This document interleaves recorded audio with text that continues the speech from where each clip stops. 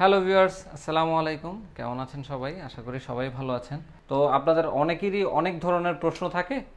তো সব প্রশ্ন তো আর অনলাইনে মেসেজে বা ফোনে প্রপারলি বোঝানো বা দেখানো হয় না।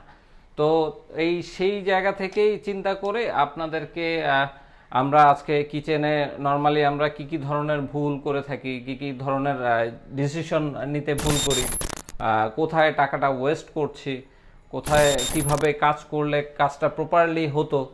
তো সেই জায়গা থেকেই আমরা আজকে আপনাদেরকে কিছু ইনফরমেশন শেয়ার করব। আশা করি আমাদের সাথে থেকে পুরো ভিডিওটি না টেনে দেখে আমাদের কাজটি বোঝার চেষ্টা করবেন। আর আমাদের পরামর্শগুলো আপনি আপনার লাইফে এক্সপিরিয়েন্স করার ট্রাই করবেন। তো আমরা আসলে প্রত্যেকটা জিনিসই পয়েন্ট টু পয়েন্ট আমরা ধরিয়ে দেওয়ার চেষ্টা করব। আচ্ছা, প্রথমেই যদি আমরা এখানে আসি, এই কিচেনটি আমরা করেছি, বাট কিচেনের অনেক সমস্যা ছিল, যেই সমস্যাগুলো আমরা ক্লায়েন্টকে অবগত করেছি, কিন্তু তার রিকোয়ারমেন্ট বা তার ডিসিশন ছিল সে তারটাতেই স্টিক থাকবে। তো আমরা আসলে ওই তার মতামত অনুযায়ী কাজটি করেছি। আপনারা এইখানে যদি খেয়াল করেন, এইখানে যেই আমাদের বটম ক্যাবিনেটের হাইট আছে, এখানে অলরেডি স্ল্যাব করা আছে। এটা দেওয়া আছে 26 ইঞ্চি, যেটা আমাদের মিনিমাম থাকতে হবে 30 ইঞ্চ। আপনার মার্বেল সহ এটা 31 ইঞ্চ হবে। তাহলে আমরা প্রপারলি এখানে অ্যাক্সেসরিজ প্লাস পাশাপাশি আরও যে ফিচারগুলো আছে প্রপারলি ইউজ করতে পারবো।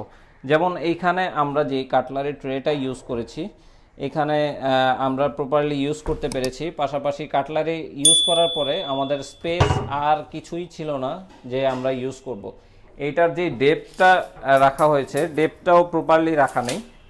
তারপর এখানে আমরা স্মার্ট যেই বার্নারটা আছে, স্মার্ট বার্নারটাও আমরা ইউজ করতে পারবো না, কেননা এইখানে আমি স্মার্ট বার্নারের যেই পজিশনটা ডেপথে ভিতরে ঢুকে যায়, যেহেতু অলরেডি স্ল্যাব করা, তার জন্য আমি এই কাজটাও করতে পারছি না। পাশাপাশি এখানে আমাদের যেই মশলা জার বা ইনস্ট্যান্টলি নিড হয় যেই অ্যাক্সেসরিজগুলো, সেগুলো আমরা ইউজ করতে পারছি না। পাশাপাশি আপনারা দেখতে পাচ্ছেন এইখানে যে স্ল্যাবের জন্য যেই স্ট্যান্ডিং গাঁথনিটা দেওয়া হয়েছে, এই গাঁথনিটার জন্য আমি কোনো প্রকার অ্যাক্সেসরিজ বা কোনো প্রকার ফিনিশিং ব্যাপারটা নিয়ে আসতে পারিনি। পাশাপাশি আপনাদেরকে যদি উপরে খেয়াল করাই, উপরেও আপনারা দেখবেন যে এইখানে এই রকম একটা স্ল্যাব আছে। এই স্ল্যাবটা থাকলে আসলে কি সমস্যা হয়, আমরা যখন স্ল্যাবটা ঢালাই করি, তো স্ল্যাবটা ঢালাই করলে কখনোই একটা বোর্ডের মতো ফিনিশিং আসে না, কখনোই এটা স্ট্রেট থাকে না, এটা একটু এলোমেলো বা এবড়ো ব্যাপারটা থাকে। তারপর কাজ করার সময় এই ধরনের সিচুয়েশনে আপনি ফেস হতে পারেন। তো আলটিমেটলি কি হয়, আপনার টাকার জায়গায় টাকা খরচ হয়, বাট আপনি প্রপার একটা সৌন্দর্য ব্যাপারটা পাবেন না। পাশাপাশি আপনি অন্যান্য অ্যাক্সেসরিজও ইউজ করতে পারবেন না, জাস্ট একটা ক্যাবিনেট উপর থেকে দেখার একটা ব্যাপার থাকে। আরেকটা অনেক গুরুত্বপূর্ণ জিনিস হচ্ছে এইখানের যেই সিঙ্কের ব্যাপারটা, আমরা আসলে প্রপারলি কাজ করার চেষ্টা করি, আপনাদেরকে ভালো পরামর্শ দেওয়ার চেষ্টা করি। তো এইখানে যেই সিঙ্কটা আপনারা খেয়াল করলে দেখবেন যে এইখানে সিঙ্কটার প্রপার মেজারমেন্ট বা প্রপারলি কাজ করা হয়নি। আমরা সিঙ্কের নিচে আমাদের ময়লা ফেলার যে বিনটা, এই বিনটা ইউজ করতে পারি। এটা ইউজ করলে আপনার যেই কিচেনটা আছে, কিচেনটা নোংরা হবে না, ময়লা হবে না, ময়লাটা একটা স্ট্যাটিক ওয়েতে থাকবে, যেটা দুর্গন্ধ ছড়াবে না, অনেক সুন্দরভাবে কাজ করা যায়। বাট আপনারা অনেক এই কাজটি করে থাকেন যে আমাদের ওয়াশ বেসিন, তারপর সিঙ্কের যেই পোর্শনটা, এটা প্রপারলি কাজ করেন না। আপনারা এইটার নিচে ডাউন ওয়াশের যে ব্যাপারটা এটা রাখেন। আসলে এইখানে এই ডাউন ওয়াশটা রেখে আমাদের কোনো প্রকার উপকার বা পরবর্তীতে কাজের জায়গায় ভোগান্তিটাই বেশি হয়। লাইক আপনারা যদি খেয়াল করেন, এখানে দেখতে পাবেন এখানে বড় কোনো পাতিল ধোয়ার জন্যই কিন্তু ডাউন ওয়াশটা রাখে।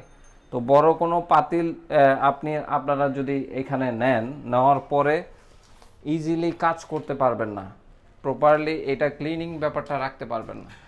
আপনারা এখানে স্ল্যাবটা যদি খেয়াল করেন, এই স্ল্যাবটাতে আপনারা যেই কিচেন হুডের যে ব্যাপারটা, এটা প্রপারলি একটা সুন্দরভাবে গুছিয়ে কাজ করার ব্যাপারটা করা যায় না। তো আপনাদেরকে রিকোয়েস্ট থাকবে যে এই সমস্ত ভুলগুলো একটু মাথায় রাখবেন কিচেন করার সময়।